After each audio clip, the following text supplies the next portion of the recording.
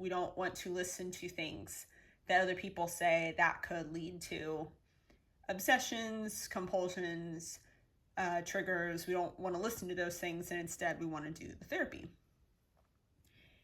And it doesn't have to be germs, it could be any substance. Let's say that you're outside and you're just gonna have a picnic, or you're gonna help with a birthday party or something else.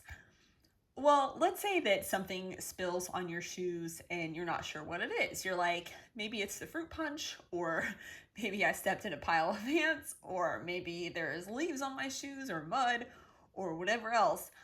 That we don't want to try to figure it out. Is this dirt? Is this mud? Is this fruit punch? Is this the leaves from over there? We don't want to try to figure out what it is, and we don't want to avoid it. So we don't want to be like, oh, I'm actually not going to do this birthday party anymore. No, you want to attend the sports thing, participate. You want to attend the birthday party, help out with that. You want to keep doing the activity. You don't want to avoid it, even if you're like, but I can actually see stuff on my clothes and my shoes.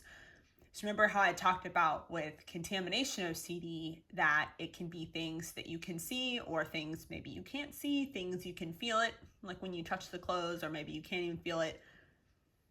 But even when you're like, but I can see it. Yeah, but you still don't want to avoid doing those activities. And so actually a little thing that could help out with this is when you think about the things that you're doing to help someone else, or the things that are fun, whether you're doing the outdoor volunteer group and you're mentoring kids and they come from low-income apartment complexes, and you're doing fun outdoor activities, and there's chalk and maybe there's dirt blowing in the air and you get kind of hot and sweaty outside, but you're helping them with the swings, and you're encouraging them to persevere in school, and you're spending time with them, and you're helping them with the playground equipment, and they get to have a snack, and it's a positive impact on their life. Yeah, so maybe there's some sensory things there that, like, the dirt blowing or the chalk getting on your hands, right? That, you're kind of like, not my favorite. But you look at all the things that are good, and that is what motivates you to keep going through those situations. Or whether it's helping somebody, yeah, maybe there's this like little OCD trigger over there, or maybe it's not little, right?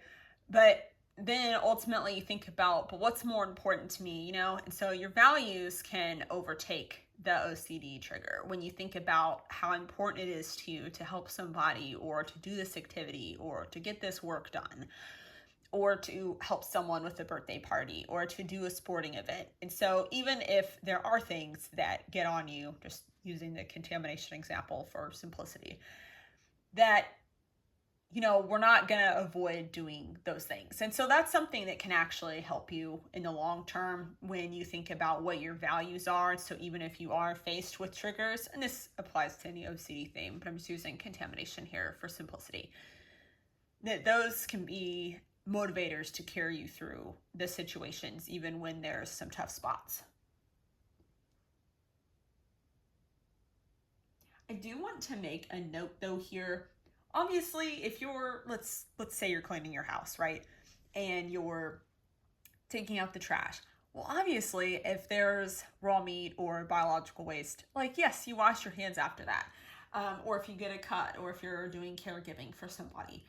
But I do want to make a note between like general protocol and, it's a good idea to do XYZ versus, okay, now this is turning into OCD. OCD would be like, oh, but what if it got on my arm too, the trash? Or, what if the hand wash isn't good enough? What if I need to have a clean soap and a dirty soap? So, I wash with the dirty soap first and then I use clean soap. Or what if I need to wash my hands twice? Or what if I need to wear gloves and wash my hands? And then what if that's still not good enough? So anything like that, we don't want to do those things. We're just going to wash our hands once. We're not going to say, here's a clean soap and a dirty soap. And, we're not going to say we're going to wash our hands extra, or, we're going to take a shower, or we're going to take our shower extra. Like, let's say you're outside and, just going to make it simple, like mud gets on you. We're not going to say, let me wash, the areas where the mud got on my arm, extra. No, we're not going to do that. We're just going to take a regular shower, just going to wash our hands, and we're not going to do anything different about that. We're not going to change anything for OCD. And another kind of concrete example, you know how we talked about there's going to be no safe spaces for OCD. So let's say that you're at work and you're supposed to have a backpack with all your computer and your charger and your phone and phone charger, and you're working on a research project. And then if you're thinking, oh, well, I think the computer's dirty and the backpack's dirty and the chargers are dirty and the phone's dirty because the workspace I was in was kind of dirty, right?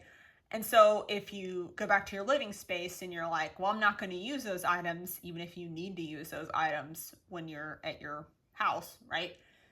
Then that's avoidance, so we don't want to do that. And if you're thinking, well, what if I just wash my hands after I use it? Or what if I just put it on part of my desk? But what if I just don't put it on my bed? Or what if I put it here and not there on my floor? Yes, we don't want to do any of that either, because it's avoidance, because we're still keeping safe spaces, because we're still doing compulsions between using it and doing something else. So in this example, it would be washing hands. Or if it's something like, I'm just going to put it on part of my desk or part of my table and not the rest of it. No, because it's keeping a safe space. So we don't want to do those things. And so actually, let's just break down this situation. This is kind of a more concrete example, but you can see that in this one example, there could be avoidance of not using it at all, or there could be safe spaces, or there could be compulsion such as hand washing or anything else. So there could be any other compulsions as a part of this, and this is the same for any OCD theme. And so just kind of illustrating that there could actually be more than one type of thing going on in a given situation. It may not just be one thing.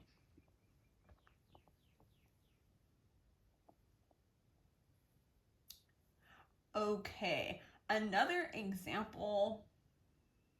So whenever there's triggers in your environment, and this is for any OCD theme, and we could just use contamination because it's a little bit easier to illustrate. You have two options. You can avoid those situations, or you can say, it's a little bit challenging, or maybe it's a lot challenging, and I'm going to go through with these activities anyway, and I'm not going to avoid. And it's okay if, there's been times that you've avoided things, or if things are really hard for you. This is a real medical condition. It doesn't say anything about your character. And, no matter how severe it is or how hard it is, you can see improvement with therapy and hard work and a positive attitude. But I just want to encourage you that these situations can make you stronger.